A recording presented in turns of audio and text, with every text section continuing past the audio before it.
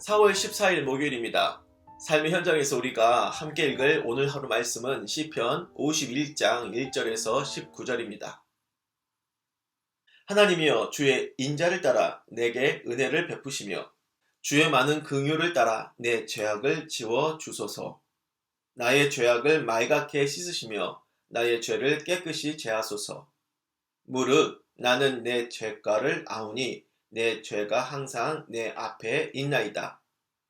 내가 주께만 범죄하여 주의 목전에 악을 행하였사오니 주께서 말씀하실 때에 의로우시다 하고 주께서 심판하실 때에 순전하시다 하리이다. 내가 죄악 중에서 출생하였으며 어머니가 죄 중에서 나를 잉태하였나이다. 보소서, 주께서는 중심이 진실함을 원하시오니 내게 지혜를 은밀히 가르치시리이다.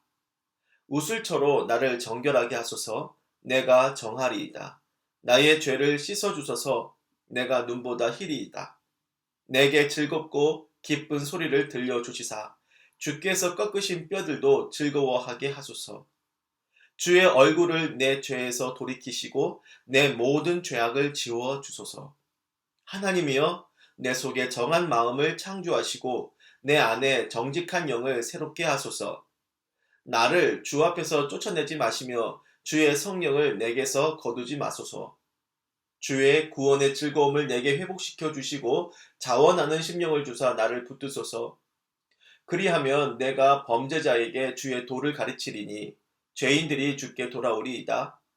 하나님이여 나의 구원의 하나님이여 피 흘린 죄에서 나를 건지소서. 내 혀가 주의 의를 높이 노래하리이다. 주여 내 입술을 열어주소서. 내 입이 주를 찬송하여 전파하리이다. 주께서는 제사를 기뻐하지 아니하시나니 그렇지 아니하면 내가 드렸을 것이라. 주는 번제를 기뻐하지 아니하시나이다. 하나님께서 구하시는 제사는 상한 심령이라. 하나님이여 상하고 통회하는 마음을 주께서 멸시하지 아니하시리이다. 주의 은택으로 시온에 선을 행하시고 예루살렘 성을 쌓으소서. 그때에 주께서 의로운 제사와 번제와 온전한 번제를 기뻐하시리니 그때에 그들이 숫소를 주의 제단에 드리리이다. 아멘. 시편 56째 시간, 하나님만 아니라 그 사람에게도 용서를 구해라 라는 제목으로 말씀을 전하겠습니다. 시편 51편은 다윗이 밧세바와 동침하여 죄를 저지른 사건을 배경으로 해요. 남자와 여자가 사랑하고 결혼해서 동침을 하면 그게 무슨 죄가 되겠습니까? 하지만 남편과 아내가 서로 있는 유부남과 유부녀가 부적절하게 만나 동침을 하면 그 죄는 너무나 악할 수 있겠고, 거기에 더해서 이 불륜을 덮으려고 상대 유부녀의 남편을 죽게 만든다면 얼마나 극악한 죄가 되겠습니까? 자, 다윗은 유부녀인 밧세바를 건드려서 잠을 잤어요. 그것도 모자라서 이 불륜을 덮으려고 밧세바의 남편인 우리야를 고의로 최전선에 보내 죽게 만듭니다. 그럼 사람 관계로 따져볼 때 다윗의 행동으로 가장 큰 피해를 받은 사람은 누구일까요? 밧세바입니까? 아니에요. 그녀의 남편 우리야입니다. 밧세바가 왕의 명령 때문에 어쩔 수 없이 불륜에 동참하게 된 피해자라고 해도 입장으로 보면 남편 우리야가 제일 괴롭힘을 받은 상황입니다. 결과적으로는 사랑하는 아내를 빼앗기고 그 사랑하는 아내를 빼앗은 자신의 주군에게 버림받아 죽게 된 거잖아요. 우리야를 괴롭힌 원흉은 자신이 충성을 다했던 임금 다윗인 거죠. 그래요. 다윗은 충성스러운 신하인 우리야를 괴롭혀 죽게 만들었습니다. 그래서 용서를 구해야 한다면 우리야에게 해야 하지 않겠습니까? 그런데 본문은 다윗이 그 우리야에게 사죄하는 내용이 나와 있질 않아요. 4절에 보면 이런 고백이 나옵니다. 내가 주께만 범죄하여 주의 목전에 악을 행하였사오니, 내가 주께 범죄했다고 그렇게 고백을 했다면 무심코 지나갔을지도 몰라요. 하지만 주께만 범죄했다고 한 이 표현이 제 눈길을 사로잡았습니다. 다윗은 밧세바에게 명령하여 불륜으로 만들고 그녀의 남편을 사지로 보내 일부러 죽게 했어요. 그럼 다윗은 밧세바한테 죄를 범하고 특히 그 남편에게 큰 죄를 지은 건데 오직 하나님께만 범죄했다고 하니 그 느낌이 묘한 겁니다. 영화 밀양에서 보면 한 과부 여인이 나오고 그녀의 외아들이 나옵니다. 그리고 한 남자가 그 아들을 유괴하여 죽이고 붙잡혀서 감옥에 갑니다. 여인은 그 남자를 용서할 수 없었지만 이후 교회에 나가고 신앙적인 이유로 그를 용서해 보겠다고 감옥에 가지만 아직 용서하겠다는 말도 안 꺼냈는데 이 남자는 감옥에서 하나님께 용서받았다고 마음이 편안해하는 고백을 하는 거죠. 그래서 그녀는 자신에게 용서를 구하지도 않고 제멋대로 하나님께 용서를 받았다고 하는 그 얘기에 충격을 받고 내적인 고통에 시달리게 됩니다. 다윗이 내가 주께만 범죄했다고 고백한 건 그 영화 밀양에서 나오는 유괴범처럼 밧세바와 남편 우리아에게 죄 용서를 구하지 않고 하나님께만 용서받으면 된다는 그런 말인 걸까요? 그렇지 않습니다. 사무엘하 12장에는 하나님이 나단을 보내셔서 다윗의 죄를 폭로하시는 내용이 나옵니다.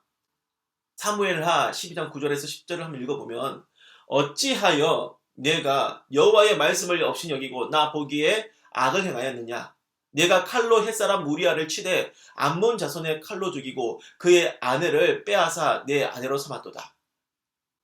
이제 내가 나를 없이 여기고 햇사람 우리아의 아내를 빼앗아 내 아내로 삼았은즉 칼이 내 집에서 영원토록 떠나지 아니하리라.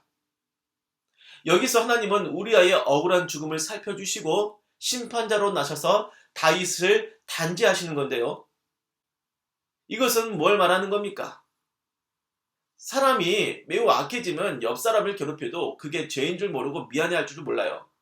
다윗이 지금 그런 상황이죠. 하지만 하나님께 크게 책망을 받았을 때에야 하나님께 큰 죄임을 깨닫게 되고 비로소 양심이 살아나서 옆 사람을 괴롭힌 것에 대한 죄책감을 느끼고 그에게 찾아가 진정한 용서를 구할 수 있는 겁니다. 애를 유괴해서 죽이기까지 했던 흉악범이 애 엄마에게 진심 어린 용서를 구하지도 않고 하나님께 용서받았다면 제멋대로 마음 편해하고 있다면 그것이 어찌 제대로 된 용서를 할 수 있습니까? 그것은 하나님이 주시는 참된 용서가 아니에요. 그렇기 때문에 내가 하나님께만 범죄했다고 고백했던 이 시편의 부분은 우리아의 남편에 대한 참회가 없이 하나님께만 용서받으면 된다는 의미가 아니고요. 하나님께 용서를 구한다면 반드시 자신이 괴롭힌 그 사람에게도 용서를 구해야만 하는 겁니다. 그것이 하나님이 인정하시는 참회요, 회개입니다. 다윗은 참회를 했습니다. 그래서 결과적으로 하나님께 용서를 받았지요. 하지만 그 용서는 결코 가볍지 않았습니다. 밧세바가 낳은 아이는 다윗의 죄 때문에 죽었고 이후에 다윗의 아들 중에 하나는 역모를 저질러서 다윗의 후궁들과 동침하는 일이 벌어지죠. 그는 하나님께 용서받았지만 자신의 죄를 감당하고 참회하는 심정으로 평생을 살았죠. 우리아는 이미 죽었기 때문에 직접 용서를 구하지 못했지만 그 미안함과 참회의 마음은 밧세바에게 그리고 그녀의 두 번째 아이인 솔로몬에게 이어져서 솔로몬을 후계자로 세우는 이유 중 하나가 되었을 겁니다. 말씀을 이제 마무리하도록 하겠습니다. 예수 믿는 사람에게 사람 관계에 있어 죄를 지으면 성령님은 그것을 엄히 꾸짖으십니다. 그러면 주님께 죄를 고백하고 죄 씻음을 받아야 하겠죠. 하지만 그걸로 끝이 아닙니다. 자신이 잘못을 저지른 사람에게 가서 진심 어린 참회와 죄 용서를 구해야 하는 거예요. 말로만 끝나지 말고 최선을 다해 죄를 갚기 위한 행동을 해야 합니다. 죄 용서의 은혜가 값없다 하여 하나님 앞에서와 사람 앞에서 용서를 가볍게 생각하면 안 돼요. 자신의 잘못에 대해 뼈저리게 후회하고 사람 관계가 묶인 문제일수록 당사자 앞에서 제대로 참회를 하시기 바랍니다. 기도하겠습니다. 주여, 당신께서 우리를 용서해 주시는 것이 값없는 큰 은혜임은 맞으나 우리의 완악함이 그 은혜를 너무나 가볍게 생각하고 있지는 않은지 크게 생각하고 반성합니다. 주님의 용서를 내 죄책감을 쉽게 떨쳐버리는 편리한 도구처럼 생각하고 있다면 그 어리석음을 꾸짖어주시고 깨닫게 하여 주소서. 쉽게 용서받을 수 있다는 생각에 쉽게 잘못을 저지르는 망동을 저지르지 않게 하시고 혹시나 잘못을 했다면 뼈저리게 후회하고 용서받더라도 잘못에 대한 책임을 다하는 제대로 된 참여를 하는 우리 그리스도인들이 되게 하여 주옵소서. 예수님의 이름으로 기도를 드립니다. 아멘.